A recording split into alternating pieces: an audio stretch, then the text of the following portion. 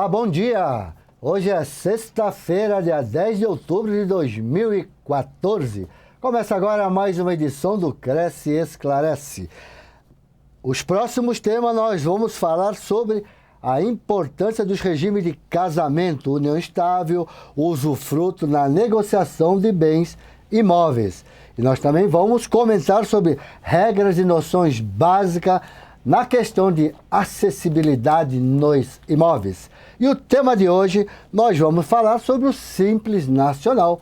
Você tem alguma pergunta, alguma dúvida? Vá preparando e já vai encaminhando para a TV Cresce. Quem mandar por e-mail, não esqueça de mandar a cidade e o estado que você atua, ok?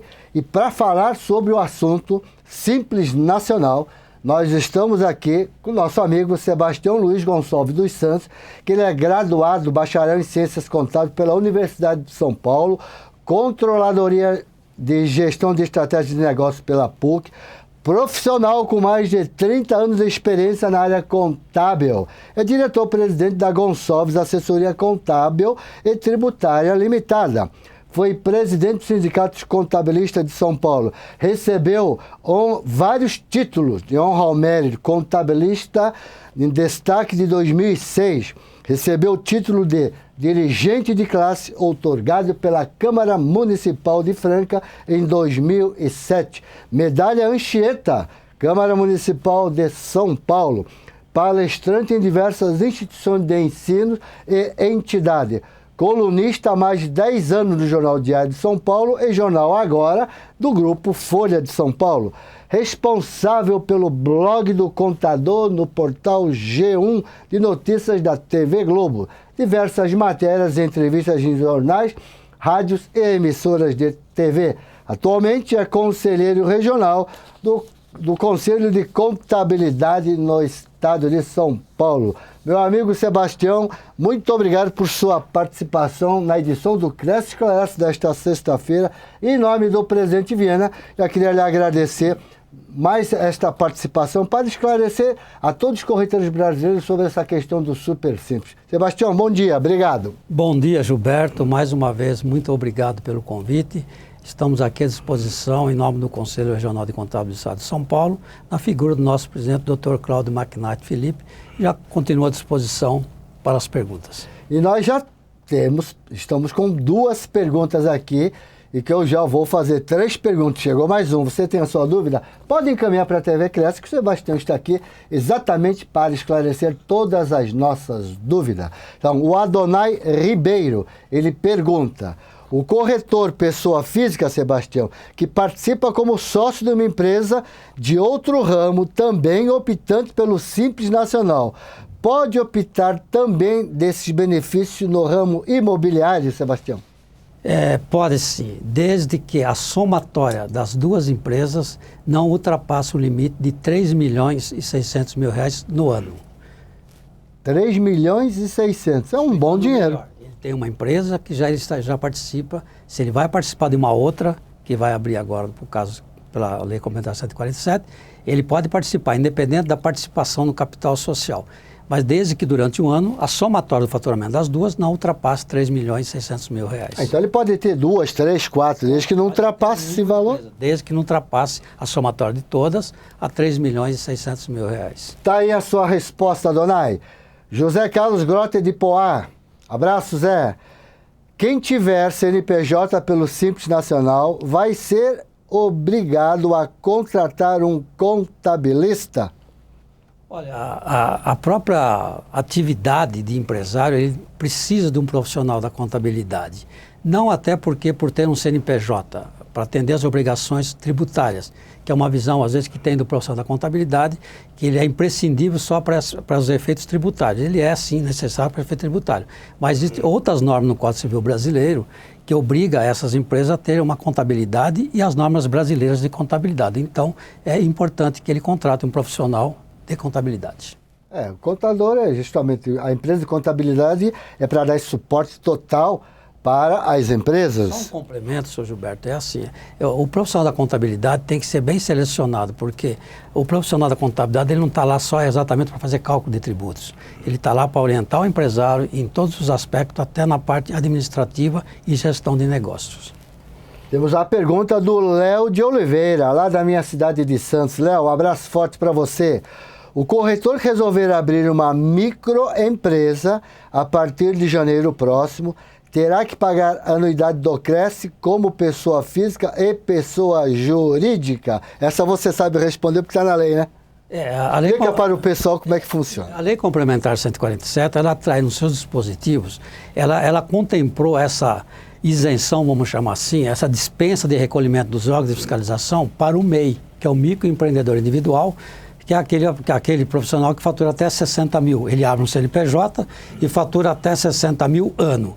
Para a microempresa, a empresa de pequeno porte, não vi essa previsão na Lei Complementar 147. Então, eu diria, para resumir, que quem abrir uma empresa pelo MEI, que é o microempreendedor individual, estaria dispensado de todas as taxas aí nos órgãos de fiscalização.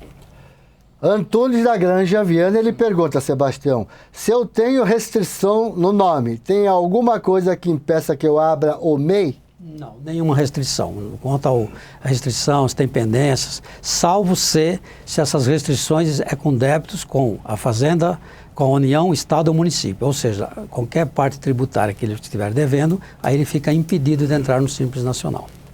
O José Carlos Grotti de Poale faz mais uma pergunta aqui. Qual é a vantagem de tirar o CNPJ para efeito de pagar a Previdência Social para a aposentadoria em relação a ser um profissional autônomo? Bom, profissional autônomo já começa aqui, o imposto é 27,5%, né? Aqui cabe uma reflexão, porque a partir do momento que ele é empresário ou como autônomo, os dois ele pode fazer a contribuição independente de ser pessoa jurídica ou ser pessoa física. É um trabalho que ele tem que fazer. Sempre recomendo que vai buscar um posto da Previdência Social para ter uma boa recomendação, uma boa orientação ou um profissional especializado em Previdência Social. Mas independente dele ser autônomo ou não, ele pode fazer o recolhimento dele dentro dos limites que é possível fazer. Agora, as vantagens que ele tem de abrir um CNPJ é um planejamento tributário, porque na pessoa física ele é taxado entre 7,5% e 27,5%, depende da renda dele. E na pessoa jurídica, ele, a partir do momento que ele tem uma tributação hoje pelo Simples Nacional, a partir de 2015, ele vai ter uma tributação que, felizmente, vocês caíram para uma tabela 3, que é a melhor tabela para se tributar, entre aspas, né? Vocês vão pagar de 6% até 17% no máximo, dependendo da faixa de faturamento. E nesse contexto aí, quando você paga esse imposto todo, você levanta um balanço na sequência, toda aquela sobra que você tem de seu faturamento, menos os impostos e algumas despesas essenciais da atividade do negócio, você pode distribuir na pessoa física sem tributação nenhuma na declaração de ajuste anual. Muito bem. Sebastião, deixa eu fazer uma perguntinha.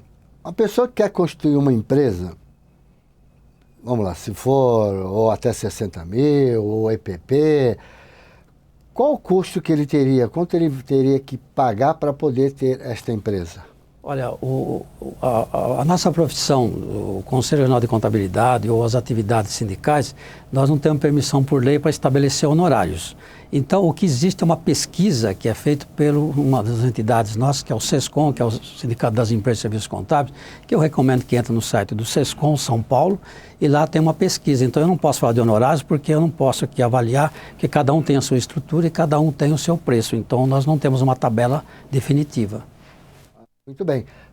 João Freitas, aqui de São Paulo, já tem uma administradora de bens no Simples Nacional.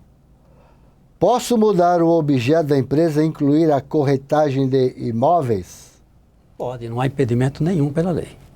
E pode se manter no Simples, que é uma coisa importante. Até 2014, o que se pregava pela Lei Complementar 123 era, na realidade, era o porte das empresas, né? Que era atividade econômica, perdão. Agora vai ser pelo porte, ou seja, então, com exceção raramente de algumas atividades, eu diria que 99%, pode entrar independentemente da atividade que exerce, mas o importante é que ele esteja dentro dos R$3.600.000 no ano anterior, que seria 2014, que ele vai entrar em 2015.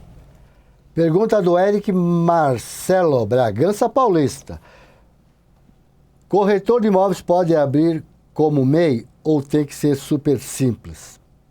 Super Simples são nomes folclóricos, vamos seguir assim. Tudo está com base na Lei Complementar 123 de 2006 e a 128, também de 2007. Então, ele pode normalmente entrar sem problemas nenhum. O Carlos Henrique Dalmen de Araras, nós já respondemos uma pergunta, ele pergunta aqui, qual é o custo da abertura e o custo mensal com a abertura do mês? Já foi respondido, caso você não tenha assistido, tenha entrado agora, né, você pode rever na gravação que vai estar a partir das 14 horas na TV Cresce. Vamos lá. Tá tudo aqui, já foi. Vamos pegar uma... vamos falar em faturamento. Então, eu estou lá no MEI, que é até 60 mil, né, Sebastião?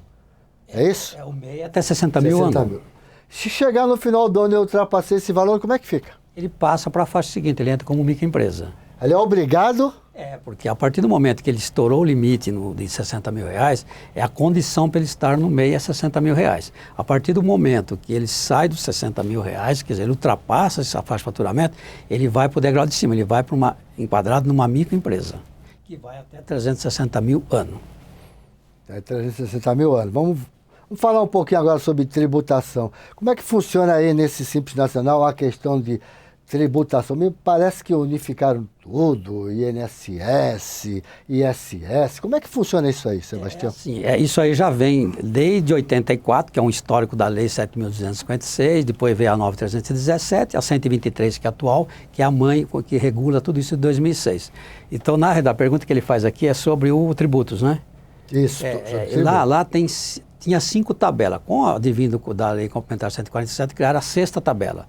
Então, o caso específico do corretor de imóveis, ele está na tabela 3. Então, ele tem uma faixa de tributação que começa com 6% e vai até 17% em média, tá? Vai de ser. Então, como é que tributa? Ele vai pegando o faturamento dele. Se ele já tem uma empresa aberta e vai aderir agora em 2015, ele vai pegar o faturamento de 2014. Imagina que nós estivemos em janeiro agora de 2015. E ele vai pegar o faturamento de 2014 e vai somar e vai ver em que faixa que ele se enquadra, que vai de 0 até 180 mil, 180 a 250, que aqui eu não estou com a tabelinha. Então, até 3 milhões e 600.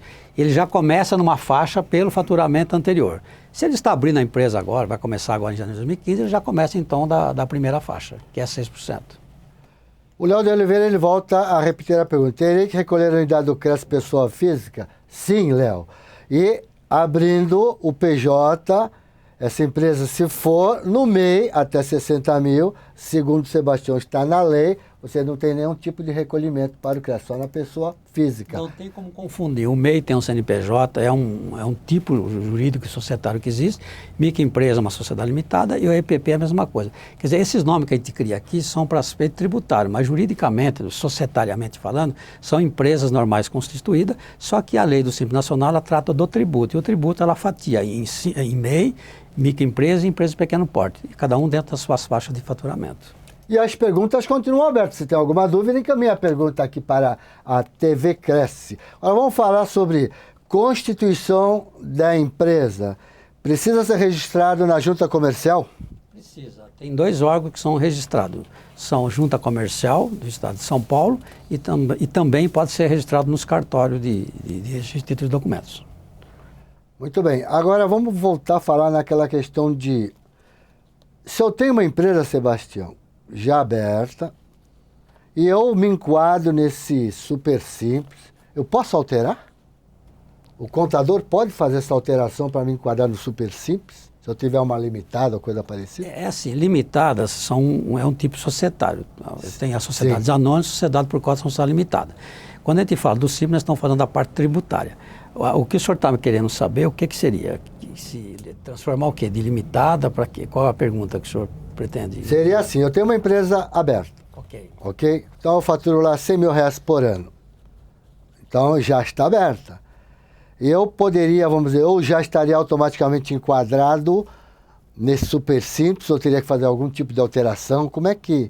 assim. Já constituído para essa nova realidade? Na realidade, não teve assim, grandes mudanças na estrutura da abertura da empresa. Quem tem uma empresa aberta e já vinha pelo Simples Nacional, que não é o caso dos corretores de imóveis, porque eles eram impeditivo à atividade. Até 2014, a atividade do corretor de imóvel era impedido para aderir ao Simples Nacional. A partir de janeiro de 2015, que começa a vigorar, entra em vigor esse artigo da lei a partir de janeiro de 2015. Então, a opção tem que ser feita no mês de janeiro de 2015. Sempre será assim. Então, é lógico que a Receita Federal do Brasil, hoje ela criou uma sistemática, que eu vou dar uma dica aqui para quem já está fazendo planejamento para aderir ao Simples Nacional, é que faça um levantamento, se já tem uma empresa, como é que está a situação dela. Se ela não tem pendência junto à Receita Federal, junto à Prefeitura, né? Para ver se não tem débitos para regularizar isso, alguma pendência. Então já começa a fazer uma garimpagem na empresa para ver realmente se ela tem algumas pendências. Se tiver pendências, a Receita abre essa possibilidade para ver ela faz um opção, que seria, ela começa no mês de novembro e dezembro, mas o mês da opção oficial é sempre o mês de janeiro de cada ano. Sempre mês de janeiro. É a mesma coisa, por exemplo, o Simples Nacional vai passar a vigorar em janeiro, né? Para as novas atividades que não estavam contempladas pela Lei Complementar 123, que esta é a grande mudança que teve, que foi a universalização das atividades. Por exemplo, atividade de cunho científico, de cunho técnico, artístico, essas atividades até 31 de dezembro de 2014, elas não podem adentrar no Simples Nacional pela atividade dela. Então, a lei complementar, ela acabou com a parte da atividade econômica e entrou pelo porte da empresa, que seria faturamento. Então, o corretor de imóveis foi beneficiado, inclusive, em detrimento às demais profissões, porque ele foi direcionado para a tabela 3 e muitos foram para a tabela 6, a grande maioria. E a tabela 6 é uma tributação um pouco mais elevada. E eu diria que vocês foram privilegiados pela Lei Complementar 147. Olha, fazer um bom planejamento que vale a pena, vocês vão ter uma economia muito grande de tributos. E o ministro Afif é um grande batalhador nesta questão. E inclusive ele está rodando, já rodou o estado de São Paulo, vai rodar o Brasil todo para falar sobre essa questão do super simples aí. O dia que ele aparecer na sua cidade, é importante você como corretor lá dar um abraço para ele, porque ele vai perguntar quem são corretores aqui. Ele gosta de perguntar, que ele é muito amigo do nosso presidente Viana. Temos pergunta aqui, mas se você tiver alguma dúvida, encaminhe para a TV Cresce. O Eric Amirati, de Campinas, já está valendo a inscrição dos corretores no Simples Nacional? Poderá ser como empresa individual de responsabilidade limitada ou qual a forma mais simples de realizar a atividade como PJ enquadrado no Simples Nacional? Bom, ele tem aí duas figuras, né? A figura da responsabilidade limitada, que é essa que ele está falando, essa Eireli, que é uma empresa individual de responsabilidade limitada, surgiu uma alteração no Código Civil em janeiro de 2012, onde aquela pessoa que não tinha um sócio, então ele ficava com dificuldades porque ele tinha que ter um sócio para abrir uma empresa. Então houve em janeiro de 2012, se alterou o Código Civil, só que tem um probleminha aí, o capital mínimo seria 100 salários mínimos. Então tem que repensar um pouquinho, porque para ele abrir uma Eireli, que é uma empresa individual de responsabilidade limitada, que ela é muito parecida com uma limitada com 2 sócios, só que ela é de um único sócio, mas de responsabilidade limitada. Só que tem um cuidado que tem que tomar. O capital social para a abertura dessa sociedade é 100 salários mínimos, que seria hoje em torno de R$ 72.500. Sempre eu falo, a pessoa física tem que ter origem até para fazer a aplicação desse suporte desse capital, para aportar esse capital. Tá? Então não haveria problema nenhum. E as demais sociedades, independente do porte que elas são, chamam a Eireli, uma sociedade com outro corretor que ele vai constituir, não teria problema nenhum. Salvo algum impedimento aqui no Cresce, vocês têm algumas normas aí no órgão regulador que nós temos no nosso Conselho de Contabilidade, que é um pouco precisa ser 2 profissionais. Aqui não sei se vocês podem colocar um leigo na sociedade, mas aí você pode até complementar a resposta dele. Tá, mas deixa eu perguntar, que a gente está falando muito em sigla aqui. MEI, EPP, Eireli, não é isso? Então vamos dar o significado de todas essas siglas que o senhor conhece como contador para o pessoal entender, porque senão ele acaba não entendendo. Bom, vamos lá, o MEI. Vamos lá, MEI, EPP, o MEI é o microempreendedor individual. É empreendedor, isso, na minha cabeça é empresário. É na linha do AFIP do empreendedorismo, né? Então é o microempreendedor individual, que no começo, quando surgiu o MEI, com a Lei Complementar 128, na verdade ele pegou uma gama de atividade bem simples, pegou tipo a pessoa que faz a coxinha em casa, a manicure e tal. Agora com a universalização entrou todo mundo pode ser microempreendedor individual, desde que ele respeitar o limite de faturamento anual de R$60 mil. Aí tem a ME, é a microempresa. O que é uma microempresa? É aquela que fatura de R$1 até 360 mil no ano. tá certo? A microempresa. E tem a EPP, é a empresa de pequeno porte. É aquela empresa que fatura de 1 até 3 milhões e 600 mil, fechando. Então, vamos fatiar esse bolo. O MEI, que é o micro individual, ele fica numa faixa até 60 mil. A microempresa, ela fica numa faixa até 360 mil. Passou 360 mil, já vira uma empresa de pequeno porte, que é a famosa EPP. Tá vendo como é importante? Foi claro aqui? Foi claro, bastante claro. Nós temos aqui a pergunta do Davi Miranda. Então, se eu abrir uma imobiliária optando pelo Super Simples, vou ser taxado pela tabela 3, que varia entre 6% a 17%, é isso? É, perfeitamente. Vai de 6% a 17,43%, se não me falha a memória. E essa taxa... Como é que funciona isso? Ele vai pegar, se ele vai abrir uma empresa agora, que ainda não tem faturamento, ele já começa na primeira faixa. Mas se ele já tem uma empresa e vai aderir ao Simples a partir de janeiro de 2015, ele tem que pegar o faturamento de 2014 e ver em faixa que ele está o acumulado. Aí ele já entra numa faixa dentro da tabela. Por isso que tem que procurar o contador, né? O profissional da contabilidade, ele é fundamental nesse aspecto de orientação. Quer dizer, eu acho que eu sempre recomendo que procure um bom profissional da contabilidade para que realmente ele não possa depois ter problemas no futuro com uma opção errada, começar numa faixa errada e depois ter problemas de ser penalizado lá na frente, entendeu? Tá vendo? A orientação de um contador, ela precisa ter, não tem como, porque nós não somos da área.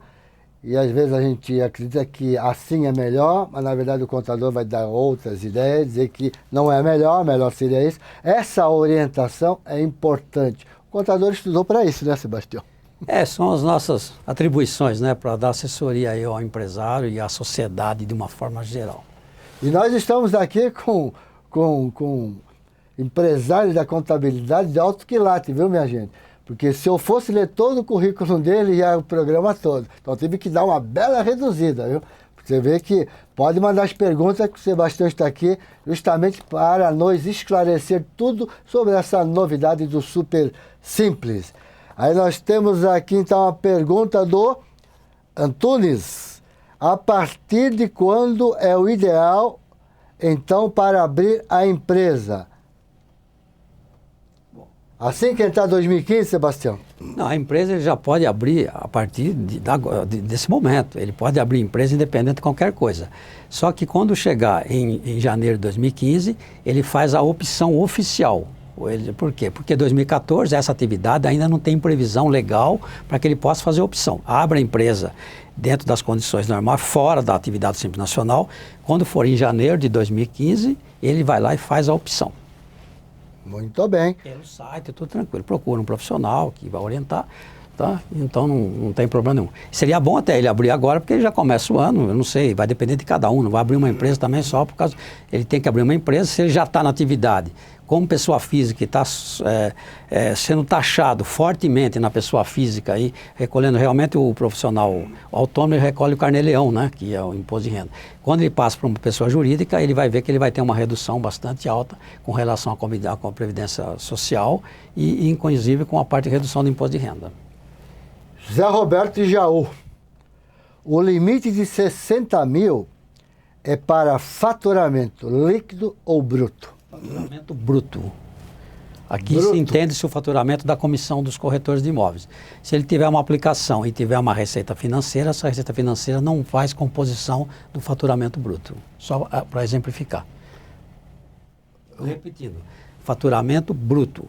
Eu não sei o que ele quer dizer com líquido, não é para tirar nada, é o faturamento bruto que a legislação prevê, que é a Lei Complementar 147, com base sempre na Lei Mãe, que é a 123 de 2006. Faturamento bruto, não é o líquido.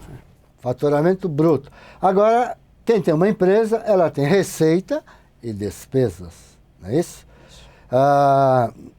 No ajuste, como é que se fala na área contábil? No ajuste do balanço, como é que fica? Do resultado. Isso é outra coisa. Veja só, a contabilidade, ela é um instrumento de gestão para o pequeno, ou médio ou grande empresário. Sempre foi um instrumento de gestão. Então, independente da parte tributária, ele faça a contabilidade dele, ele até para ele mensurar o lucro e, às vezes, as vantagens que ele tem de estar no Simples Nacional, e, às vezes, tem casos específicos que ele pode passar por um outro regime que seja mais vantajoso. Não tem uma fórmula mágica. Cada situação tem que ser avaliada individualmente. Muito bem, nós temos aqui, ó, o Léo, lá de Santos, ele faz mais uma pergunta, Sebastião. Essa aqui eu acho que eu posso responder para ele, porque é em função do Cresce. Meu Cresce hoje é pessoa física. Abrindo no Simples, eu terei que mudar a categoria do meu Cresce ou terei que abrir uma nova inscrição como pessoa jurídica? Não. Quando você for dar entrada no Cresce, o Cresce automaticamente vai te gerar um outro número de Cresce, que é PJ, pessoa jurídica. E você é o responsável por essa PJ com o seu Cresce, pessoa física, ok? Vamos lá, o Eric de Campinas tem mais uma pergunta dele aqui. A opção de inclusão no Simples por uma empresa já constituída pode ser feita em qualquer época do ano ou somente em janeiro? A opção pelo Simples Nacional, por lei, só se faz no mês de janeiro de cada ano que se inicia. O que existe é uma pré-opção, que a Receita fez isso para facilitar a vida do empresário, porque janeiro era um mês que você tem, às vezes, 22 dias, 20 dias úteis. Quando tinha uma pendência, não havia tempo suficiente, então ele perdia a opção. Então ela retrocedeu 2 meses para que ele tenha tempo para resolver todas as pendências. Então eu mando uma recomendação para todos os empresários, que se mantenha periodicamente, a cada 2 ou 3 meses, que faça, tenta tirar certidões da Receita Federal, ou no caso aqui são prestadores de serviço do município, para ver se não consta pendência. Se tiver pendência, já resolve no ato, e quando ele virar o ano, ele já entra com a empresa tranquilo, faz a opção sem nenhum tipo de problemas. Muito bem. Agora eu queria fazer uma pergunta extra-tema. Falar em profissional liberal, no caso do corretor de imóveis. Para a gente declarar, às vezes, para fazer um financiamento, a pessoa tem que apresentar o DECORE. Né? Teria como explicar melhor sobre essa questão do DECORE? Porque hoje não se aceita mais a declaração, porque a declaração se preencheu o valor que queria. Então os bancos começaram a exigir o tal de DECORE. Ok. Tem como falar sobre isso aí? Falo, sim. A DECORE é um instrumento, inclusive, muito importante, que é emitido pelo profissional da contabilidade. Ele está intrinsecamente amarrado dentro da base do Conselho Regional de Contabilidade de São Paulo. Quer dizer, quando você está emitindo uma DECORE, ele tem que estar fundamentado num livro diário, tá? Uma DECORE, se for prolabore e se for lucro, independente da renda que ele vai ter lá, ele tem que estar fundamentado lá, quando ele vai fazer a DECORE, ele tem que dizer que a base que ele está tirando informação daquele rendimento daquele profissional está no livro diário, e se ele não tiver esse livro diário, automaticamente ele vai ficar muito prejudicado para comprovar isso, ou o profissional vai ser penalizado se ele não tiver uma contabilidade. Então, por isso, volto a dizer a todos os empresários, o profissional da contabilidade não tem que... Existe uma visão muito fiscalista sobre o profissional da contabilidade. E o profissional da contabilidade, nós temos que ver como um gestor, como um agente da gestão da empresa. Ele é muito mais importante nesse aspecto do que só no aspecto tributário. Então, voltando à DECORE, a DECORE é um documento emitido por resolução do Conselho Federal de Contabilidade, onde que nós, do Conselho Regionais, fiscalizamos isso, a emissão dessas DECORE. Então, tem que tomar muito cuidado para não emitir uma DECORE com números incorretos ou números falsos. Nós temos muitos problemas lá com DECOREs, que às vezes ela não espelha a realidade. E hoje, infelizmente, às vezes os bancos, quando você precisa de uma coisa, eles pedem os extratos bancários. Isso é muito comum, eu estou falando aqui agora na prática. Mesmo você dando a DECORE, eles querem a sua movimentação financeira juntando os extratos. Uma coisa ajuda a outra nessa questão. Consuelo, São José dos Campos. Já foi dito que para abrir uma empresa no sistema Eireli, é isso? É necessário ter 100 salários mínimos. E para abrir uma empresa no sistema MEI, qual seria o capital inicial? É assim, se vamos falar do MEI, o MEI ele não tem um capital necessário. Geralmente o MEI ele é um capital intelectual, ele pode, pelo tamanho e pelo porte dele de 60 mil, nós não vamos falar, o MEI ele nem pode ser uma Eireli, ou Eireli, como ela está dizendo aí, que é uma empresa de responsabilidade. O MEI é uma coisa totalmente à parte, é uma outra figura jurídica que existe, ela não pode ser uma Eireli, que é um tipo de sociedade que foi, como eu disse, foi em janeiro de 2012 que veio essa alteração no Código Civil. Então essa pergunta dela fica um pouco prejudicada, porque neste caso ela não pode ser uma Eireli. Assim, só com o microempreendedor individual, o famoso MEI.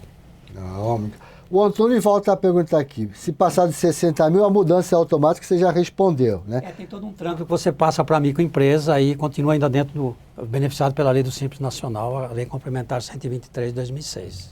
Muito bem, já estamos chegando no final do nosso programa, já queria antecipadamente agradecer o pessoal que nos acompanha nesta manhã de sexta-feira lá de Amparo, Araraquara, Araras, Barueri, Bertioga, Campinas, Capivari, Carapicuíba, Cubatão, Guaratinguetá, Guarujá, Guarulhos, Indaiatuba, Itapecerica da Serra, Jundiaí, Maceió, um abraço forte a todos alagoanos, Mineiros em Goiás, Mogi das Cruzes, Osasco, Oswaldo Cruz, Pindamonhangaba, Ribeirão Preto, Santo André, Santo, lá na Bahia, um abraço forte a todos os nossos colegas aí da Bahia, também de Goiás, Santos, pulou aqui, Santos, São José dos Campos, São Caetano do Sul, São Carlos, São José dos Campos, São Paulo, muita gente, Socorro, Sorocaba, Tambaú, Taquaritinga, Vargem Grande, Paulista. Deixa eu ver se chegou mais alguma pergunta, parece que não chegou nenhuma pergunta. Estou na pergunta número 19, é o que acabou.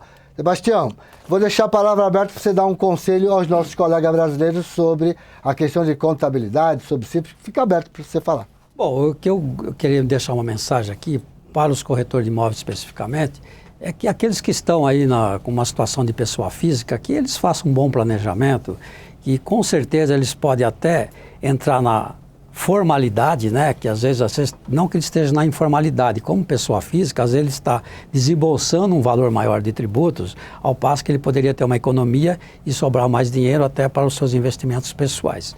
Então, já que tem essa abertura e a lei agora tem essa previsão, e digo mais ou menos, foram privilegiados por vir pela tabela 3, que foram duas atividades que vieram só pela tabela 3, e vocês foram uma dessas privilegiadas. Então, eu acho que é um bom planejamento tributário. Procura um profissional ou procura se inteirar sobre a legislação para que vocês comecem o ano de 2015 dentro de um bom planejamento tributário, fazendo uma boa economia tributária e lícita, acima de tudo, né? Sem correr nenhum risco tributário, sobrando mais dinheiro e você tem a origem da sua renda para que realmente você possa justificar isso quando na entrega das suas declarações de imposto de renda. Uma outra coisa que eu queria informar na Lei Complementar 147, que saiu, isso serve para todos os empresários em si, é que foi dispensado, às vezes a pessoa precisava fazer uma alteração de quadro societário, isso independentemente da empresa ser optando pelo Simples Nacional ou não. Quando você vai nos órgãos registrais, ou seja, cartório ou juntas comerciais, quando às vezes você tinha 2 sócios, ia trocar um que tinha 70, tinha 30, saiu de 70, que era a maioria, tinha que colocar um outro no lugar. Tinha que apresentar certidões negativas. Isso caiu pela Lei Complementar 147, não precisa mais de apresentar certidões negativas junto aos órgãos registrais. Eu acho que é uma evolução muito grande que teve na lei, onde que havia muito impedimento nesse sentido, porque as pessoas não podiam fazer uma alteração, porque tinha um débito por um ou outro motivo, então ficava realmente parado e travava todas as operações comerciais desses empresários. Eu acho que houve uma grande mudança. E uma outra dica que eu quero deixar é com a abertura, com o encerramento de empresas. Quem está deixando aí para encerrar as empresas, a maioria tem débitos, né? A gente sabe no mercado, tem que fazer uma reflexão sobre a lei complementar. Agora, mesmo você tendo débitos tributários, pode sim fechar a empresa. O único probleminha é que esse débito é transferido para a pessoa física dos sócios. Então, faça uma reflexão, procure um jurídico para ver quais são as vantagens e desvantagens de você encerrar esta empresa e passar a responsabilidade do tributo para a pessoa física dos sócios. É só uma reflexão, eu dou orientação aos empresários que realmente procuram os profissionais habilitados para orientá-los nesse sentido. Chegou mais uma pergunta, vamos responder rapidinho aqui. Walter, da cidade de Santos. Posso usar meu endereço residencial para abrir a empresa? Esse é um problema seríssimo. Inclusive tem um projeto de lei que vinha correndo já desde o ano passado, 2013. Essa pergunta ela é importante para todo mundo. Existe sempre uma dúvida, uma discussão muito grande. Então, qual é o conselho que eu dou? No primeiro momento, o endereço residencial não pode confundir com o endereço comercial, o residencial comercial. Então, ao abrir essa empresa, faça uma consulta no município onde está instalada essa empresa. Pede uma orientação para a Prefeitura Municipal e lá, sim, você vai abrir com segurança o endereço para não ter problemas com aumento de carga tributária do IPTU, que poderá haver isso, e ter um problema até se o imóvel for locado com o proprietário, porque foi alugado para fins residenciais e você está usando para fins comerciais. Então, recomendação final, procura a Prefeitura do município onde que vai ser aberta a empresa, explica a situação e vê se pode, pede uma consulta, se pode abrir naquele local. Muito bem. Se caso você tenha alguma dúvida, você pode encaminhar, que a gente encaminha para o Sebastião, ele responde, tá certo? Com assim? certeza eu responderei todas. Sebastião, obrigado por sua participação nessa edição do Cresce Esclarece. Eu que agradeço, em nome do Conselho Regional de Contabilidade do Estado de São Paulo. Quero dizer que estamos sempre à disposição de vocês. Assim que precisarem, se tiver aumentar os problemas aí, eu estarei aqui à disposição em nome do Conselho para tentar aqui, né, ajudar e esclarecer as dúvidas dos corretores de imóveis, ok? Nós que agradecemos, em nome de todos os corretores brasileiros, em nome especial do presidente do CRES São Paulo, José Augusto Viana Neto, nosso muito obrigado por sua participação, foi de grande valia todos esses esclarecimentos. E só lembrando que nas próximas semanas, vamos falar sobre regras e noções básicas de acessibilidade nos imóveis. Olha, detalhe importantíssimo, hein, gente? E a importância do regime de casamento, união estável, usufruto na negociação de bens imóveis. Então, eu queria desejar uma excelente sexta-feira a todos vocês, um bom final de semana, né? E eu espero você na próxima sexta-feira. Vá preparando suas perguntas, tá bom? Tchau!